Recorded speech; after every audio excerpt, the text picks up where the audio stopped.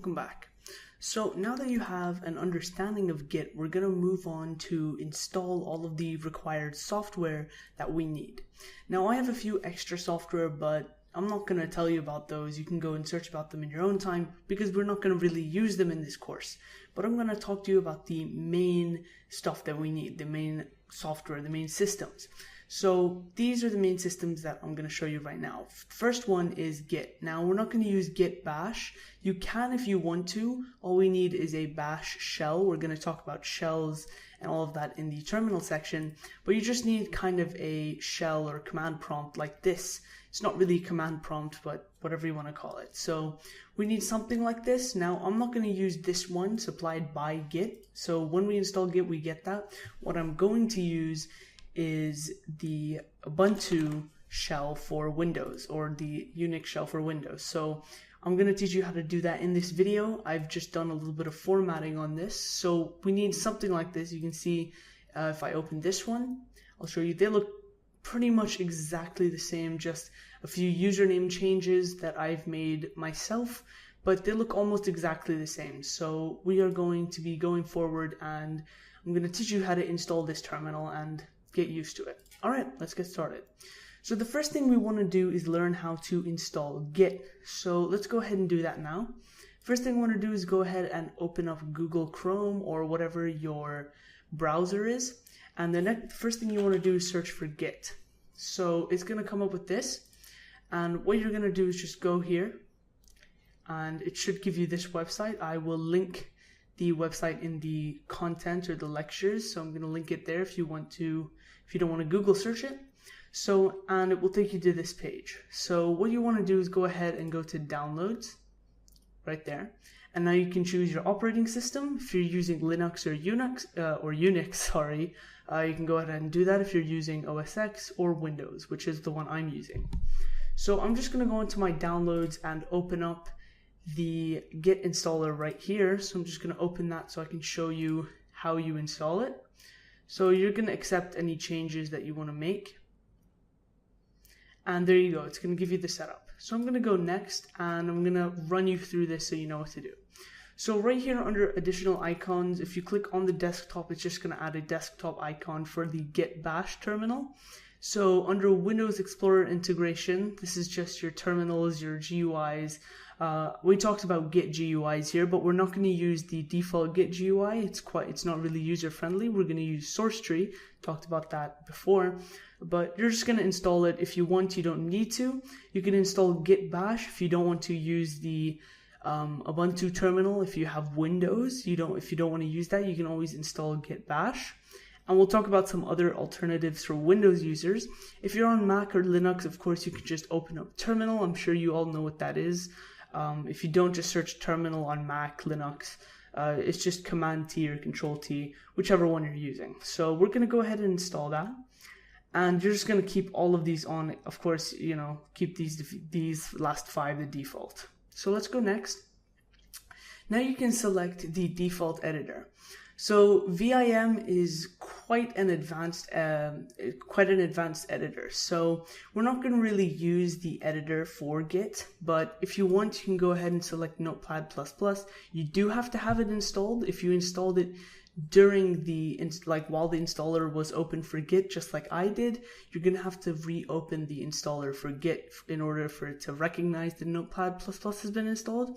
So you can go ahead and do that. If you have Visual Studio, you can use that. I would recommend just going with Notepad++. We're not going to use the editor, but if you ever want to go forward and learn more about this, you can always do that. So I'm just going to click Next. And now here is what I was talking about, some of the parts that you may get confused on. So first of all, it says use Git from Git bash only. So this will only take Git commands or only accept them from the Git bash terminal. We don't want that because we want to have a little bit more variety. So when you say use Git from the Windows command prompt, it doesn't mean just from the Windows command prompt. It means from all of the bash terminals, other terminals, including the Windows command prompt and some other terminals or shells such as Windows PowerShell. If you look at it right here, I really like this terminal for Windows. It doesn't have all of the core Unix commands and terminal commands, but I really enjoy it. It's a really clean for Windows users. We're going to go over that later, but for now you just want to select this. And the reason we're not selecting this is because it will override some Windows tools and functions. So we don't want to do that. We want to leave that as it is. We don't want to touch that. So we're going to use Git from the Windows CMD command prompt. And now here is for choosing HTTPS transport backend. So this is pretty much just for authentication, connection to remote servers such as GitHub. We're going to select the OpenSSL library. And now here is something called, check out Windows style commit Unix style line NA. So pretty much this is just a little bit of formatting, conversions between characters and things like that. So we're just going to go with the default here. Check out Windows style, commit Unix style, line endings. This is not really important. It's more for advanced users. So we're just going to leave it like this. And here, configuring the terminal emulator to use with Git Bash. Pretty much what this is going to do is change how Git Bash looks. So MINTTY, this is what defines what Git Bash looks like. It makes it look more like a Unix terminal. Whereas if you select this one, Git Bash, when you open it, will just look like a command prompt. It won't really look anything different. So you're going to select this. We're going to go next. There's a few other things here. Git credential manager is more for teams and companies. So you don't really need to worry about that unless you're working in a team or a company. Enable file system caching. We're going to leave that on for performance enhancement. And when you're done with that, you can click install. So we're not going to install it obviously because I already have it installed. But if you want to test if your Git is working, all you have to do is open up your Git Bash terminal. Even having a Git Bash terminal is a good sign. You can also even open up any other terminal and you can just go git -- version. And that will give you the version. And if you type this in and it works, don't worry about, this might look scary to you, but don't worry about it. But if it shows that something returns and it's not Git is an unknown command or cmd lit or something like that, then you know that Git has been installed correctly. Okay, so now that we've installed Git Bash, why don't I go ahead and show you how to work and install the Ubuntu terminal, so the one for Windows. Now, if you're using something other than Windows, maybe Mac or Linux, you don't really need to worry about this step because you have a native terminal already installed into your operating system. But if you don't, I'm going to show you how to go through and get this. So you can actually do this by default because what happened is Windows didn't have this native support before.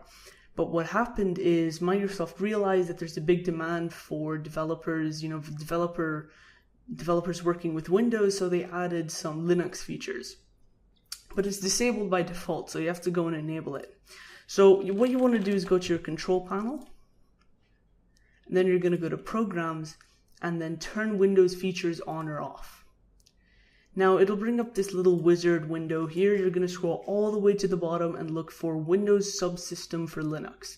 You're going to tick this and make sure it's on. So just a warning, when you do this, you will have to restart your computer. So that's just a warning.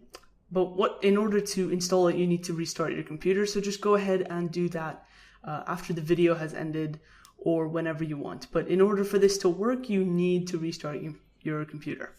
All right, let's go ahead and finish the rest of this. So what you want to do is go to the Microsoft Store. And from here, we're going to download the Unix shell, Unix terminal.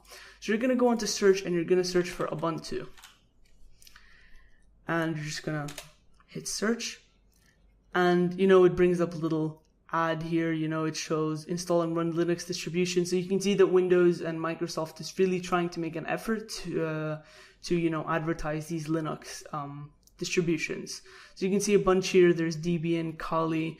You don't have to know what these means if you're not, into IT and networking. You shouldn't really know what that is. But what you're going to do is just install Ubuntu.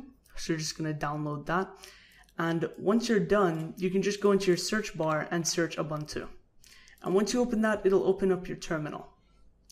So I already have mine installed, but for you, it'll show some installers. So it's going to say maybe something along the lines of, it's installing, please wait a few minutes. Or if you get a message saying some other error message, such as, Windows subsystem for Linux is not enabled or anything like that, then just go back in time and retrace the steps. But if you're still having problems, ask a question in the Q&As. I'm always available to reply. Might message me personally if I can't reply or if you don't get a reply, but that's besides the point. So if you have problems, just ask questions. But after that, pretty much your bash terminal, your bash shell will be installed. So from here we can do whatever we want. I'm just gonna write a few commands. You're gonna learn most of these in the future videos in section 2. So we're gonna learn how to do all of this later. So I hope you get a little bit excited, making folders, things like this. We're gonna do that in the future section. So there we go. We have all of our software installed, and yeah, so let's move on to starting to get a little bit of knowledge about the terminal so we can start actually using Git in our software. All right, let's move on.